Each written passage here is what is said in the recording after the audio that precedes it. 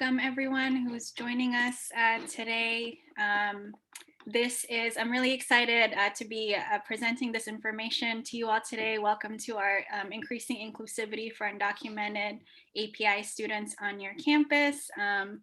Again, super psych. Today's also our resource launch for educators who are working to better uplift and connect with undocumented APIs on their campus.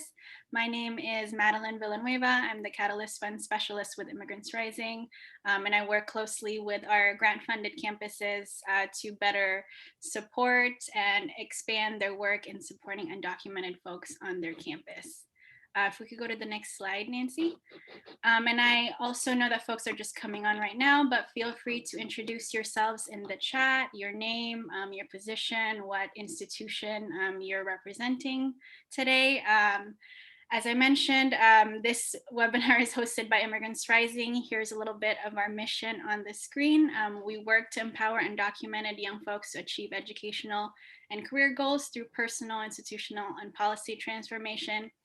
And I'm really excited that the resource we're launching today about supporting undocumented API students can kind of help with that institutional transformation to better support those folks. I myself am a current DACA recipient from the Philippines, and I was lucky enough to connect with the undocumented community early on, specifically through undocumented API folks, but I know that's not the case for a lot of students then or today.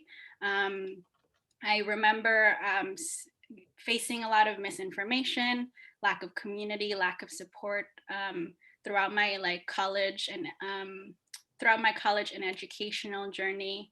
And I know that's still a reality today for undocumented API students on campus. There's still a lot of invisibility, underserved. They're still underserved and underseen on their campuses. So I'm really hoping that the resource that we're providing with you all today can help bridge that gap and take us towards that institutional transformation that will better support these students. Next slide. And thank you all for those who are introducing themselves in the chat. As I mentioned, today is also the launch of our newest resource around supporting UndocuAPI students on your campus. This is actually now live on our website. The link for you is right there if you'd like to check it out. And we will be following up with folks who registered in this webinar with a recording of this, plus a direct link to the resource. We're going to be going over in today's presentation some of the practices we share here in the resource and just some of the findings we actually did with focus groups and educators, students and educators to better inform this resource. So if folks have any questions, feel free to throw that in the chat or in the Q&A box and we'll take them at the end of the presentation. Next slide. And here's also just some of the purpose and outcomes for today's webinar. We really hope that participants today can gain a better understanding of the undocumented API experience, student experience, and get those tangible strategies on how to better build trust and community with the population.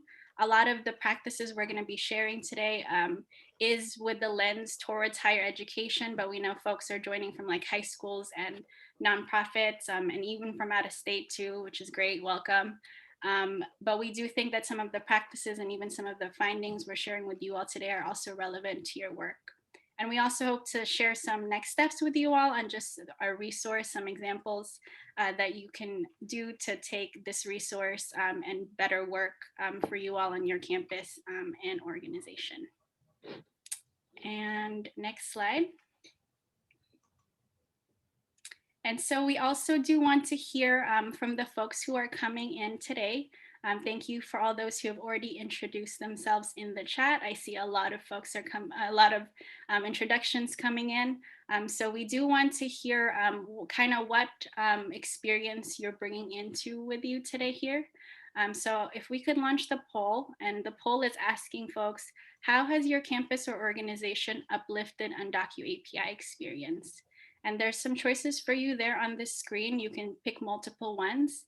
There's even another if we miss something. Or if you're hoping to kind of learn some of the practices today, there's also a box that you can check if you're still working on it. That's also it's also a good thing to share. So I'll give folks a minute or two to answer their questions. To answer the poll.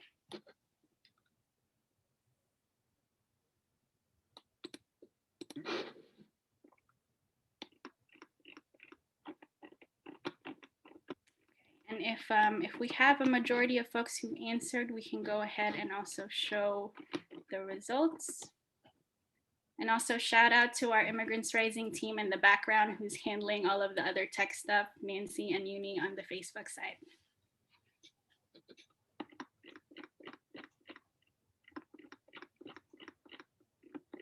Great. Okay, so we have our results in. I hope folks can see this on their screen.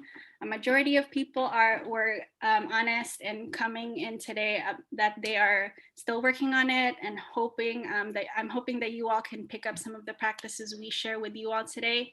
But we do also have a lot of folks who are doing one-on-one support, sharing relevant resources, programming and events is also a really big one. And some folks are doing stuff on their online presence and department or community partnerships. I'm also curious if you want to share what the others were, if folks, the 11 folks who voted other, they want to throw that in the chat. We can also take a look at that and share that with the rest of folks here today. But we can go ahead and close this poll and go to the next slide. And I'm actually going to give this space over to my co-host to introduce themselves. Hi everyone, my name is Madison Villanueva. My pronouns are she, her, hers. Currently, I'm a core leader with Uplift. Uplift is an UndocuAPI organization based in Los Angeles. And currently, I'm also the Dream Center supervisor at Cal State Northridge. A little bit about myself and why this work is really important to me. I identify as an UndocuAPI. I'm also a DACA recipient from the Philippines, and I immigrated to the US when I was 7 years old.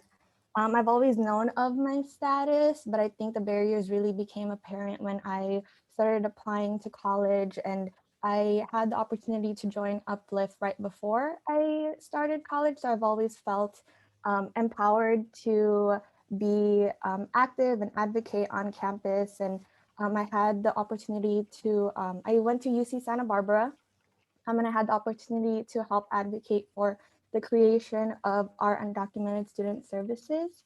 But I also noticed that I tended to be the only Asian in this space. And so that was a really alienating and isolating experience, especially in contrast to my experiences at Uplift, where I got a chance to meet with UndocuAPIs around the state and around the country. And so this project really meant a lot to me because I want to see more UndocuAPIs in our Undocu spaces on campus. And I really hope that more initiatives come out of this. Good morning, everyone. My name is Lena Wang, and I'm currently a doctoral student at School of Education at UCLA, and I have been an Uplift member since 2019.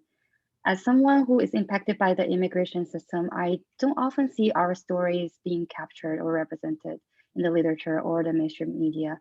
And instead, we're often mislabeled as a homogeneous group, so-called model minority, really making UndocuAPI struggles invisible to the spotlight. And 4 years ago, when I was in college, I was desperate to work on this similar project, but I don't feel supported. And I don't even think that was possible back then.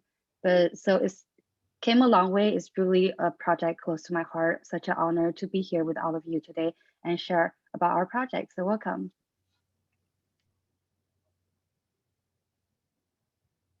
Next slide, sorry. And a little bit more about our intentions with this project. We really want it to be an invitation to you all to build upon, invest in, and sustain these efforts to support the UndocuAPI community. As you can tell from my story and Lena's story, a lot of what you've experienced is that there haven't been a lot of opportunities or spaces, even resources for us. But I think with like because of the resources and the support that I received from my community, I've been able to advocate and also become a leader. And so I feel like it is really important to make sure that UndocuAPIs feel like we're a part of this space. And I also do want to recognize that there have been efforts in the past, but they haven't been enough and they haven't really been sustained too. So I think sustainable or making sure that like these efforts are sustainable is also a really big difference. And I really want to ask everyone to help us strengthen and begin building the foundation for these kinds of initiatives to thrive. And with that said, I also wanted to discuss the use of the term UndocuAPI. We are going to go a little bit more into the term, but we did choose that term. I chose that term specifically because as a member of Uplift, that's always a term that we've used. We've had Pacific Islander members in the past, and I think if we, even though their experiences are pretty different, I think if we hadn't used that umbrella term, I don't know if they would have necessarily felt welcome as well. And so we really did want to use that umbrella term as a welcome. I know that it's not all encompassing and there's a lot of issues when it comes to invisibilizing certain people of our populations, but we wanted to use it as a term for solidarity as a minority within a minority group and to welcome anyone who might not feel comfortable to be in an Undocu space because of their identity.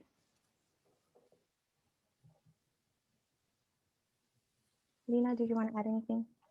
Yeah, so I'm gonna start off the presentation by highlighting some undocumented experiences. Can we go to the next slide? And next one. And first, I want to start off with some background about UndocuAPI. Who are we and why we're here? So Asians and Pacific Islanders is such an umbrella term, refers to the people of Asia, Asian Americans, or Pacific Islanders who can trace their origins and their identities to the country of Asia and Pacific Islands.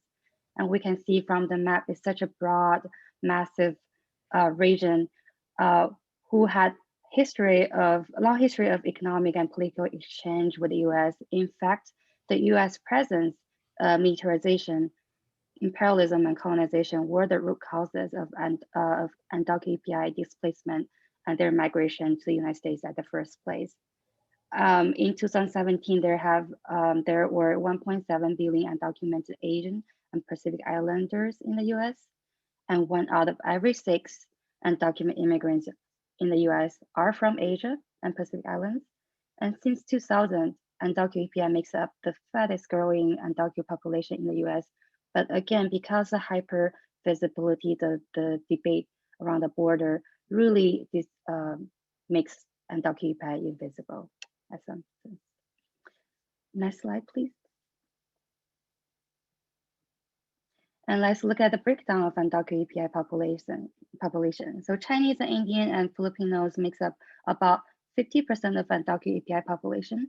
However, this table is not comprehensive or inclusive in a way because it really missed and many other ethnic groups within undocumented population, such as Cambodia, who is facing a high rate of deportation, and Pacific Islanders, who are often overlooked in the debate or in the effort of supporting undocumented API students.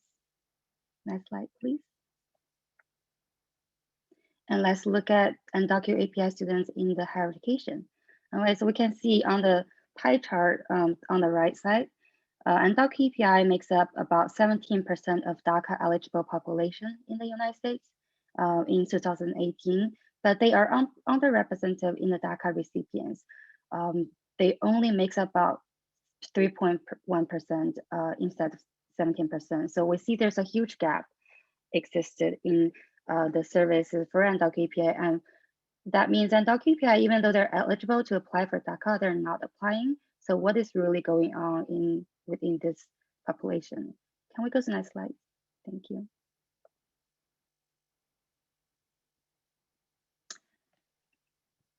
We have to really take a closer look at the desegregated data of DACA participation among each ethnic group within UndocuAPI.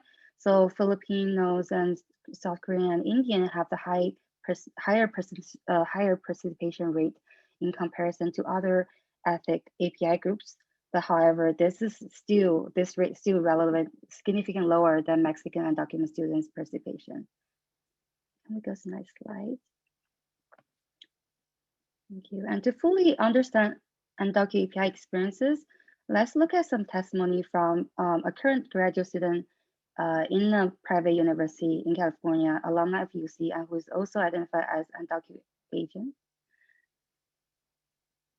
So for her quote, as someone who navigated 2 different institutions as an Asian American student with DACA, I have experienced the similarities in the invisibility of my particular community in spaces that support DACA and undocumented students. In both institutions, I was the only Asian identifying individual who attended meetings and sought out that support space. Sometimes resources were only translated in English and Spanish, so I could not understand those resources. I could not share those resources with my family. Also, some of the scholarship were only offered to specifically to Latino immigrant communities, so I could not apply to some of the financial opportunities. Also, I have heard faculty or administration refer to DACA and undocumented community as an issue that solely impacts Latinx community, which makes it hard for me to feel seen or heard at an institutional level as well. Being as an Asian and DACA student navigating higher education definitely has been challenging. I wanted people to know that we exist, we're here, and we're resilient. And from this quote, we see a lot of sentiments of not being seen or heard at the institutional level. And also the resources were not really tailored to serve a diverse population, especially the UndocuAPI at the Dream Resource Center here. And as the immigration debate continued to center the border issues and conceptualize undocumented community as a monolithic group, students who doesn't fit that conventional image of the undocumented students are actually left at the margin, struggling alone in higher education. So our project really strive to understand their experiences and how we can better support undocumented students in higher education. Can we go to the next slide? Thank you. And to better understand current UndocuAPI student experiences and put that in a conversation with the educators outreach effort, we conducted 4 focus groups with educators and students from Southern California. As we can see, the educators from the focus group are aware of the Latin-centric approach in their space and in their task force and in their services for undocumented students, and they're eager to increase inclusivity and learn more about UndocuAPI and UndocuBlack. But they're also very understaffed with limited capacity. But still they're dedicated to challenge the dominant frame that Latino immigration is a Latinx issue, and they want to support all students. Some of them may share some of the frustration when they try to outreach to UndocuAPI. They don't come to our event. Sometimes I don't know how to how to build relationship with them. They're quiet, and so let's look at the student experience and how students actually experience their the space at the institutional level. I wanted to first share some demographic of the students. Most of the students in the focus group are first generation college student, low income, working multiple jobs. And all of them were very discouraged when they found out about their undocumented in high school. Some of them actually discontinued going to school, drop out from high school, not even, and took gap years after return, and took several gap years before returning to college, because they were not aware any of the resources that are available to them, such as DACA or DREAM Act in California. And maybe they're not being seen as someone who is undocumented, but they do have experienced high levels of fear, especially under Trump administration. That kind of fear and fear of deportation, fear of the deportation for their family member are pervasive. Also, a lot of misinformation at the space from the center, because some of them were suggesting not to apply DREAM Act because during the Trump administration. meanwhile, they're really trying to make sense of what does it mean to be undocumented. I think it's a struggle for them to really understand their experiences and also the consequences of disclosing their data. So non-disclosure has been a coping strategy for them to protect themselves, for self-preservation, also to protect their families. And as we can see, there are lack of we do have infrastructure supporting undocumented students at the higher institution level, not a lot, not much. We definitely have to work on it. But we also see a lack of culturally competent infrastructure that can target undocumented students. And undocumented students are struggling in the margin without too much of navigational capital or support network. So how can we effectively engage UndocuAPI? And from the lesson we learned from the focus group and also experiences working with undocumented students, Madison will share some of her best practices with all of you. Next slide. Lena, before we go on to the next slide, there is actually a question on the Q&A about, is there disaggregated data available for the graph of undocumented folks in the US? i.e., is there data available that shows Asian specific and PI specific numbers? I don't believe so. So there's no specific number targeting on PI, but there has been some report from EPIC. They kind of publicize and highlight immigration issues and deportation issue among PI communities. And we will definitely share that resource with you after the webinar.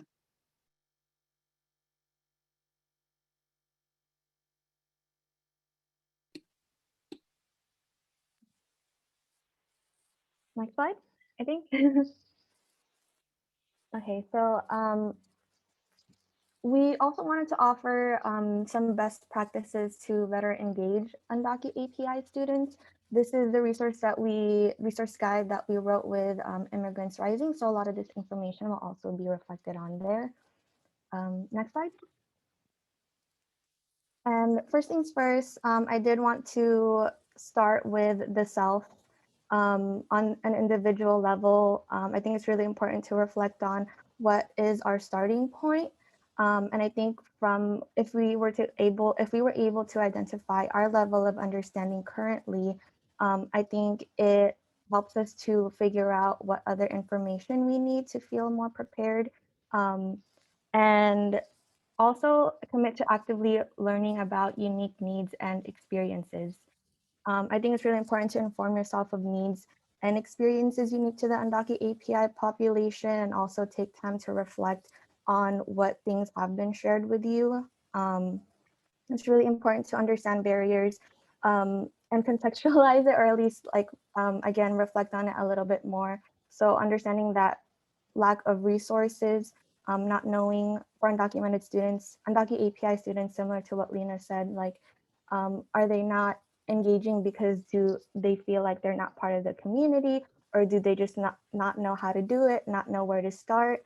I think I've also heard a lot of bad experiences from UndocuAPIs when it comes to reaching out for help, and that's also affected their comfort level with disclosing their status. I know Lena mentioned that a little bit on how non-disclosure is a way to protect themselves, and really reflecting on, like, sometimes I think I've heard before that sometimes it can be perceived as a cultural thing, and while that's true, it's also important to think like the systemic perceptions that have caused people to feel like they shouldn't be disclosing their status. And really empathize with the student too. I feel like it's so difficult. We all know this as people who serve undocumented students.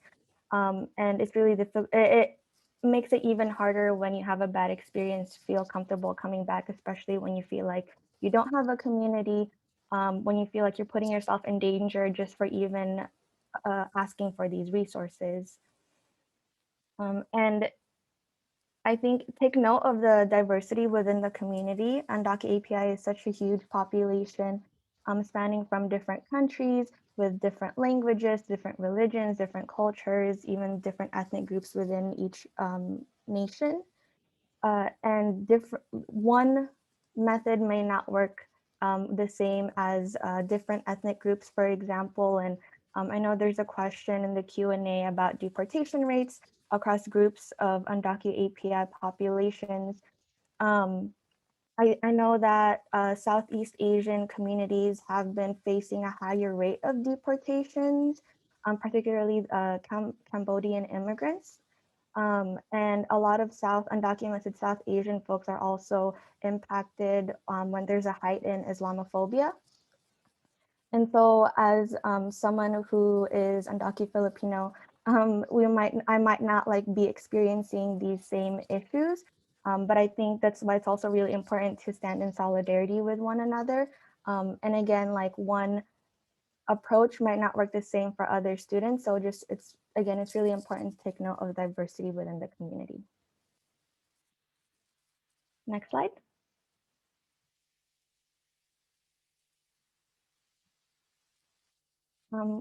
Going more into the interpersonal level, I know for me as someone who's in UndocuAPI, it was really helpful to have mentors and even learn about other UndocuAPI leaders. The first UndocuAPI leader that I had heard of was Tam Tran, who was an undocumented Vietnamese student from UCLA and Brown University who advocated for the DREAM Act, but unfortunately passed away in 2010. And as someone who's undocumented an API, I think it really meant a lot for me to feel like, oh, there's someone else like me within these spaces. And so definitely empower your students. And one of the ways to do that is showing that UndocuAPIs are part of the movement, that we've been part of the movement for a really long time and have contributed to this community. And you can highlight UndocuAPI leaders, whether on a conversational level, on your social media, in your presentations, or even in your programs. And I included some UndocuAPI leaders here. We also included a list of UndocuAPI leaders in our resource guide on the additional resources section.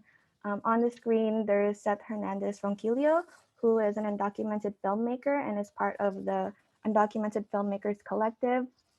There's also Perna Lal, who was a formerly undocumented advocate, lawyer, and an author of the book Unsung America.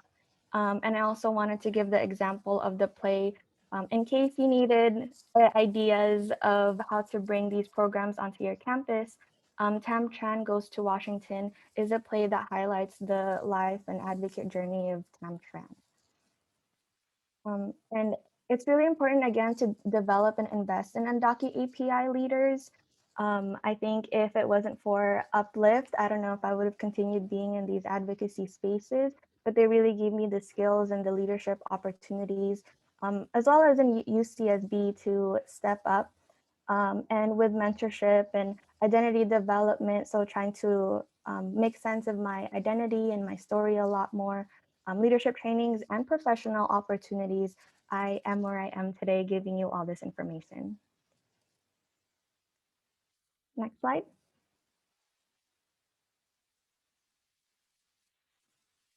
And if you don't currently have UndocuAPI, if you don't currently know UndocuAPIs, or they haven't really been coming to your space, I think it helps to shift the image to also change the reputation of your Dream Resource Center or your undocumented student program to a space that does recognize UndocuAPIs and welcome them as part of the community. So it helps to diversify your images, whether in your website, in your social media, or promotional materials. Participate in API-centered events. This can be like holiday events like the API Heritage Month programs, Lunar New Year, any Ramadan programs, or Diwali is really helpful. And these recommendations, actually, I want to highlight, are specific to Dream Resource Centers and undocumented student programs on your campus. And then also invite UndocuAPIs to be speakers and performers in your program, and don't just delegate us to speaking about the UndocuAPI experience, because we have a lot of different experiences and skills to offer. And I wanted to give an example of some things that I've seen happen. On the top left of the picture is from Cal State Dominguez Hill, the Toro Dreamer Success Center. In October did a book giveaway in honor of Filipinx History Month, and the book that they were giving away was by the undocumented Filipino author Jose Antonio Vargas, who wrote the book Dear America, Notes from an Undocumented Citizen. And another example is from Chabot Dream Center, who booked Bo Darafant to talk about the Undaki hustle, tips and tricks to create your own business. And I also wanted to highlight Sultry, who is an undocumented artist from Marshall Islands. Feel free to book her. She performs. She's also a healer, but she does perform. And one of the songs that she's done is called "Not One More." The picture to the left is a photo or is a art for that song that was actually created by Bo. And so these are just some people that you can think of and different examples that you can bring onto your campus. Next slide. And like Lena shared from the testimony and from different findings, expanding your resources can also attract different UndocuAPI populations. Me, myself, and also a lot of UndocuAPIs that I've seen come to this space because they need resources. And it's a really good entry point. Once they've come to your space, I think it's a lot easier to kind of keep them, make sure that they keep coming.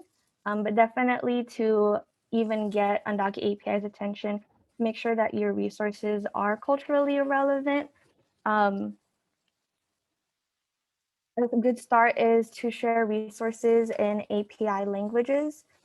United We Dream has some great resources, including Know Your Rights, that are in different languages, different API languages. And I believe another example is the DMV had resources on driver's license for undocumented folks in different languages as well. I think and it's really good to not just share or it's really important to share resources that also pertain to family members in API languages. That way students can bring them home to their family, and so their family can be informed and resourced as well. And I know that working in a dream center that we can be under resourced sometimes and like don't have enough time to really invest in finding these. So it really helps to also promote local API organizations, community centers, legal providers, workers centers who are already doing this work. And I gave some examples of national organizations that have been doing this work and serving UndocuAPIs, such as South Asian Americans Leading Together, NACASEC, the Korean Resource Center, Apollo, which is the Asian Pacific American Labor Alliance, and EPIC, Empowering Pacific Islander Communities.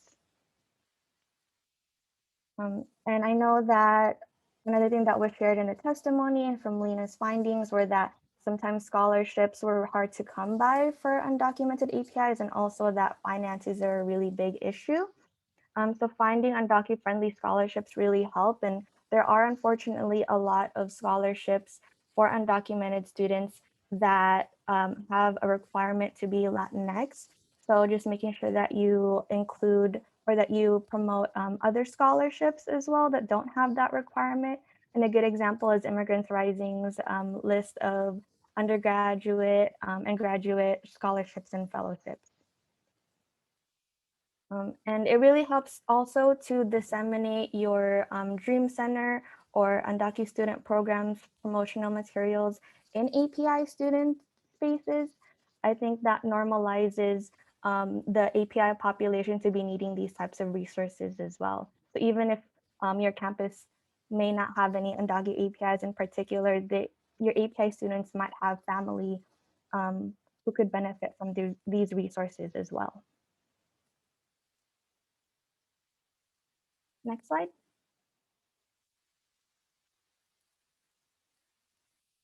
And again, I feel like being under-resourced and having not being overworked and not having enough time to dedicate to more extensive efforts because working with undocumented student population is already pretty taxing as is.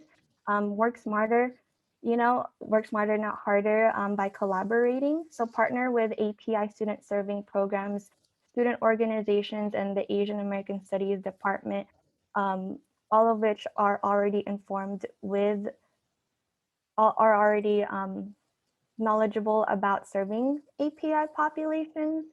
And I think joint efforts can only help with learning more about the intersectionalities of both populations. Definitely cross-promote programs and resources. Again, I think it really normalizes that both populations are connected, and collaborate on projects that explore the intersectionalities of API and the undocumented community. So I included a picture here of an event that happened, or well, this event got rescheduled, but it's still happening in UC Davis. It is an UndocuAPI mixer put together by the Asian Pacific Islander Retention Initiative. And I think this is just a really great start on how like these efforts can join together. Another example is if there are already events happening on your campus by housing, by admissions and outreach that is targeting API students, make sure that your Dream Center and your Undocu student program have a presence in there. I know that's something that I've particularly done at CSUN to be able to speak to incoming API students and share my resources or resources at the Dream Center. And also, I don't think this effort should just be done only by undocumented student serving staff. I think this really requires a campus-wide effort. A good start is discussing intersectionality and diversity with UndocuAPI trainings. If you have that on your campus, I think it gives an opportunity to raise awareness of the population and also really demystify that idea that immigration is solely a Latinx issue. And if you have an Undocu student task force or even an Undocu ally listserv on your campus, make sure that your members are diverse. I think it also really helps if you have front-facing staff such as your financial aid liaison or your outreach, that they're also diverse. And I think that really, it makes UndocuAPIs feel more comfortable and kind of dispels the idea that, again, immigration is only a Latinx issue. And so I know that there's been a lot of things going on in the chat and maybe some questions, but I want to highlight that these efforts do take time. I think you're not going to see changes right away. I would say I feel like anytime I do something new within campus, I feel like it takes about a year to really see a difference, but I think it does make a difference and the efforts are really what matter. And I think an example is that, again, when I was an undergraduate student at UCSB, I felt like I was the only one. I was the only one, only Asian in the spaces, but when I look back at UCSB, I see that they've had an UndocuAPI intern, at least one UndocuAPI intern in their undocumented student services team since I've left. So I really appreciate like UCSB for making sure that UndocuAPI see themselves as part of the community. Next slide. And I know there's been questions and there's a lot of things happening on the chat, but we did want to use this time to also answer any questions. And I'm going to invite Lena and also Madeline to help me answer questions. Yeah, so feel free, folks, to start putting your questions in the Q&A or even in the chat. I know we're also streaming live on Facebook, so Uni, who's working that on that side, if there's any questions coming in, feel free to put that on the Facebook chat as well, and we'll answer it here.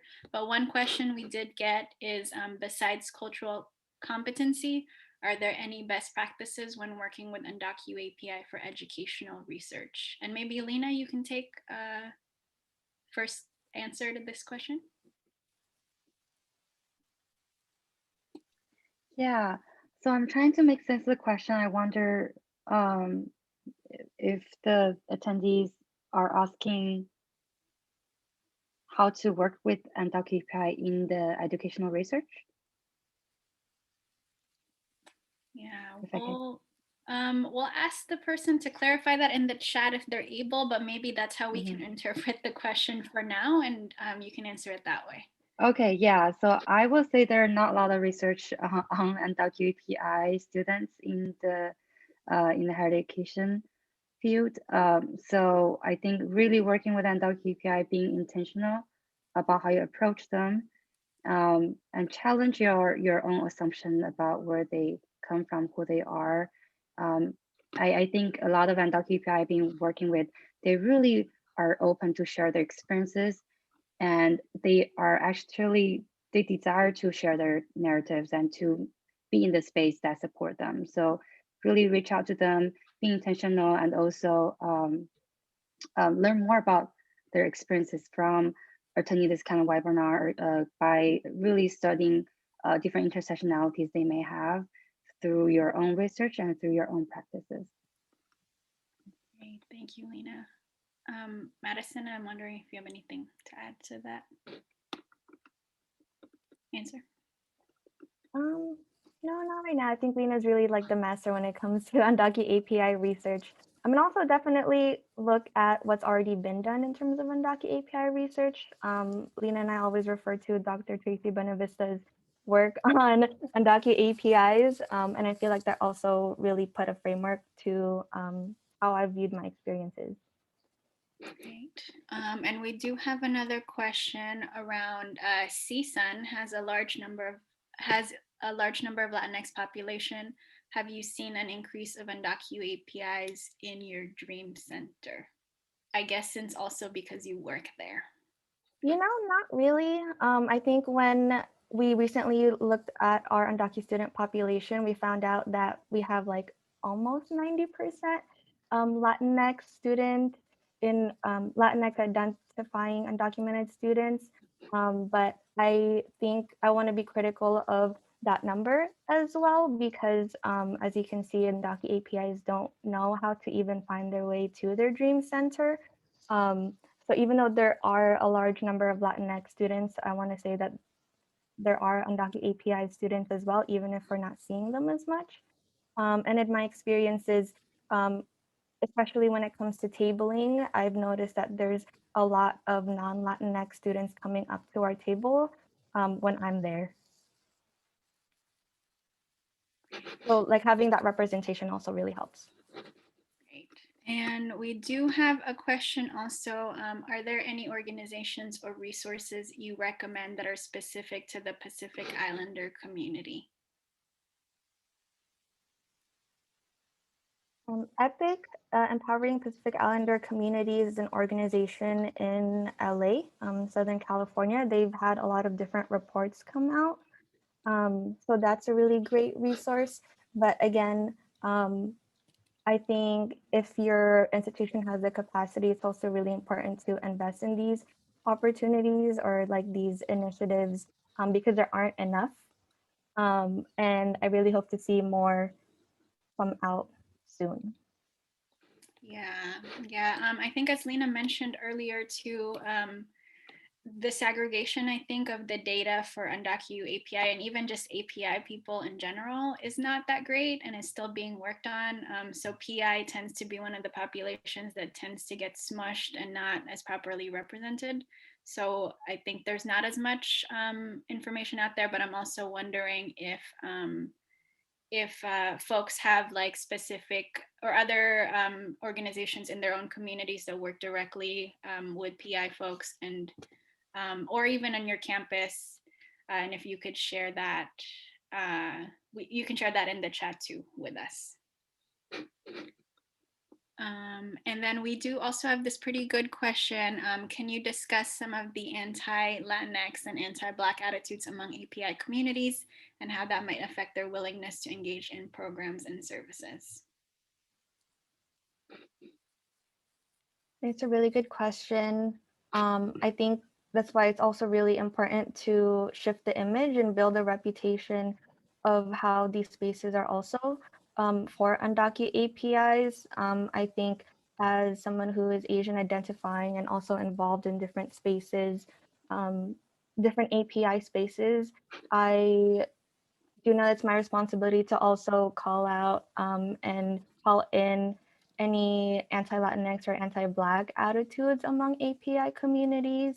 But as leaders also, and leaders and advocates of immigrant spaces, I also want to challenge that and make sure that we are making our dream space or Undocu student spaces and making sure that we have an intersectional lens to how we approach our work so that it's inclusive of all undocumented populations.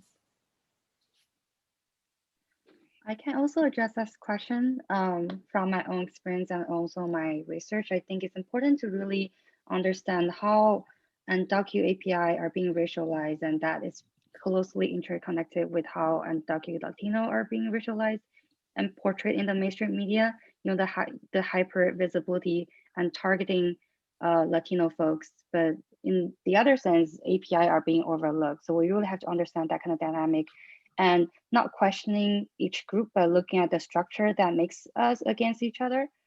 So which is, you know, the native discrimination, racism, and nativism that embedded in our ideology, in our structure of the United States. Thank you, Lena. One suggestion that was posed to us in the chat by one of our campuses here in California is, can we do a visibility campaign / mass statewide campus event through our Undocu Dream Centers to bring UndocuAPI awareness on the months of May, which is an Asian American and Pacific Islander Heritage Month. So I think that's also going back to Madison's practice early on, that this work, I think all undocumented student work shouldn't be just held by the Dream Resource Center, and really how do you kind of collaborate with your community, with your campus partners or even community partners to make it more of like a bigger effort and bring and help pull some of the outreach or help spread around the outreach, right, to the different communities that you do reach. And I also saw on the chat about being flexible to how we reach them. I think that's a really good insight. I think it's hard to kind of expect people to just keep coming to your dream center. It's also important for us to go out to the community and find spaces where students do feel comfortable in. And then let's just take a few more questions. Do you know of reputable, I'm sorry, let me take this other one. I'll answer that one by typing, but I work for admissions and was wondering if you have any tips on advice on how to help UndocuAPI students know that there are resources for them to attend college, especially when it comes to financial aid. DREAM Act and AB 540.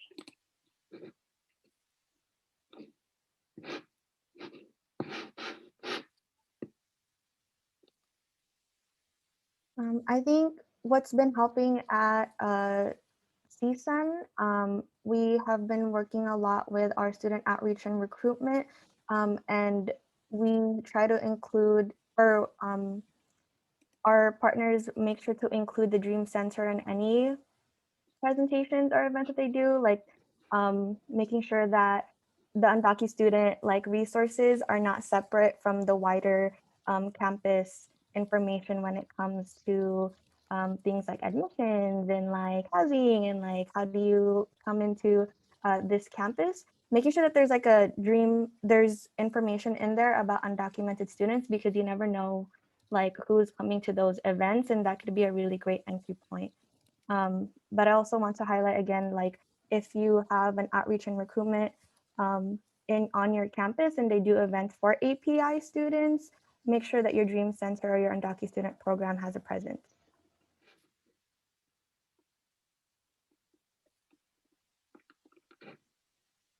Lena, anything to add to it?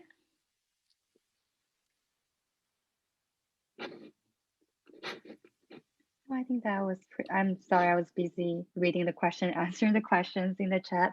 I do want to share, I think we have a lot of questions about how to better support and also make UndocuAPI visible.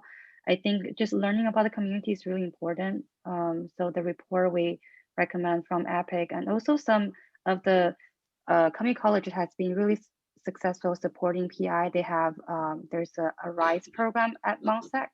Each year they have an Uprise Education Summit. I'm going to post that information in the chat, but just going into the space, learn about their experiences and understand the community is really the first step to know more about PI.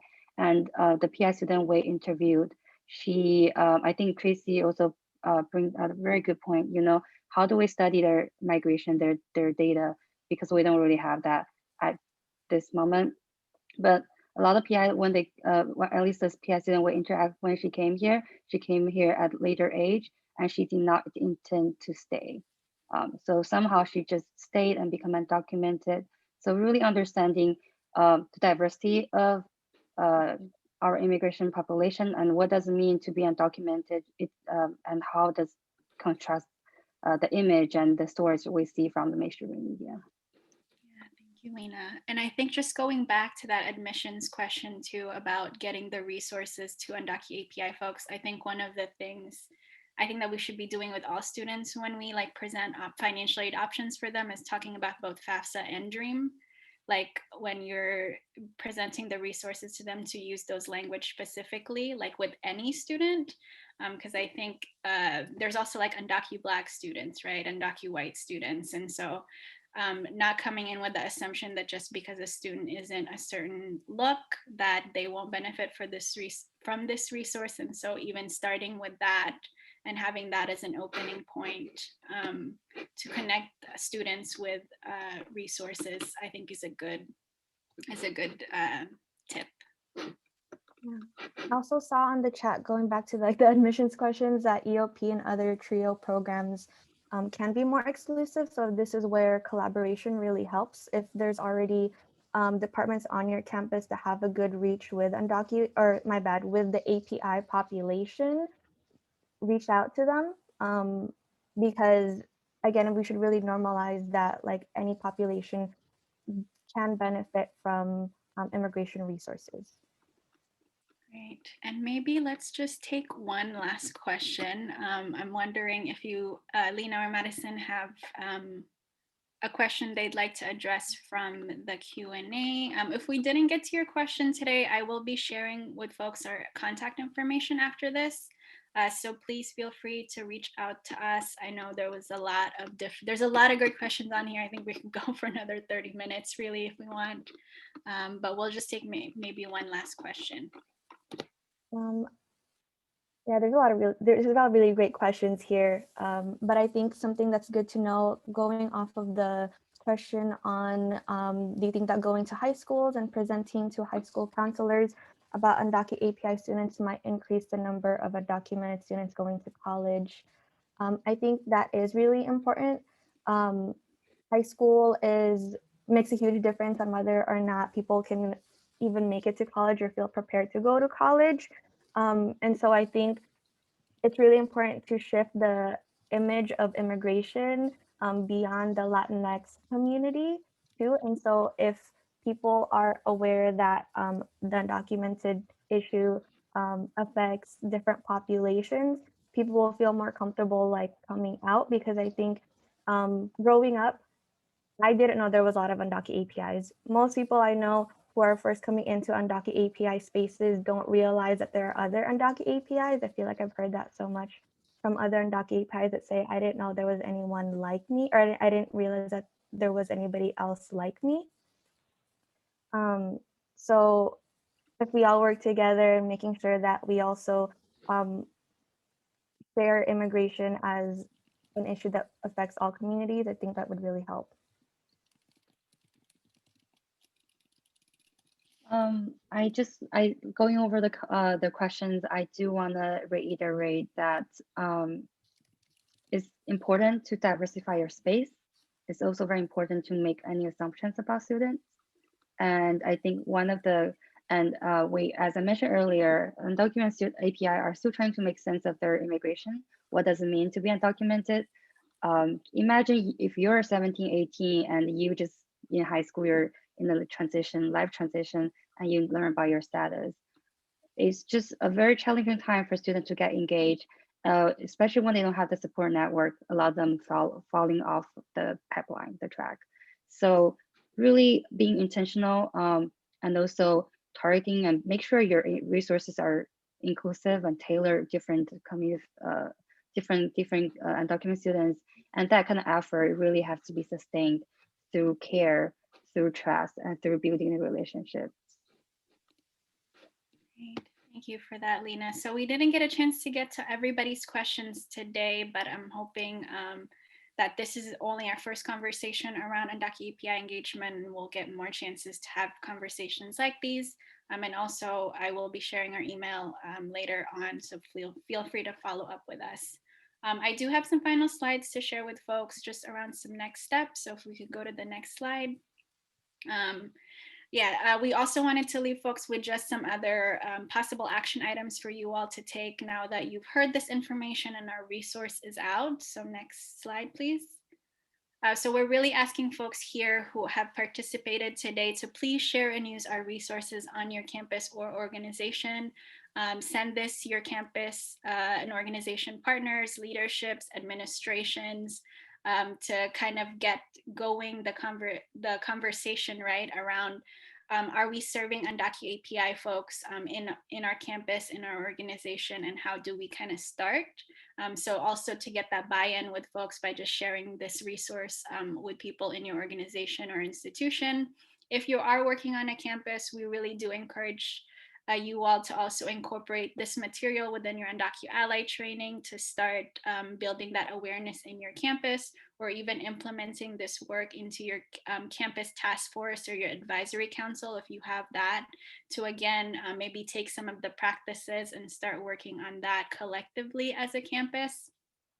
And when thinking about your programs, centers, organizations, online content, events, or programming, please also look at the promising practices we shared with you all for ideas on how to better uplift UndocuAPI experiences.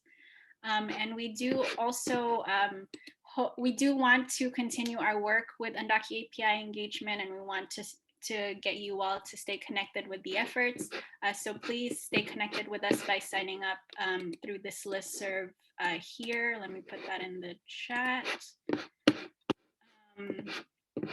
And we are following up with folks who registered through this webinar with the recording and the materials that we shared. So you'll all have that too, and please share that with folks from your institutions who couldn't make it today. And next slide. And I also encourage folks to think about what next steps can you take individually, can your organization take individually to better reach or engage undocumented API students in your institution, in your campus or community. We gave a lot of examples today. I think a lot of folks also throughout different colleges are also doing a lot of different things. So maybe take inspiration from some of that and think about what next steps you're going to do after this webinar to better support and reach this student population. Feel free to throw that in the chat if you already have ideas, but no pressure to. I know we gave you all a lot of information today. And I do want to also, next slide, I do also ask folks to help us out and let us know how this workshop went for you by filling out this short evaluation. I know we only have 2 minutes until 11, so I'll give folks a minute or two to fill that out. Let me grab the link.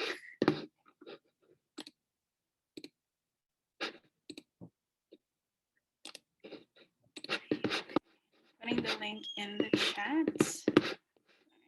Two monitors. There it is.